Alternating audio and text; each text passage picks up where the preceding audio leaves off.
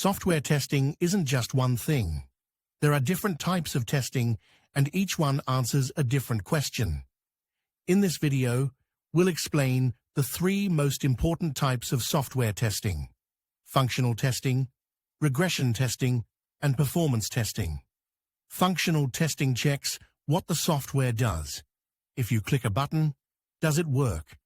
If you submit a form, does it behave correctly?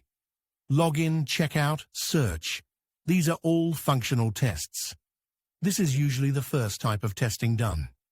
Regression testing checks what might break after a change.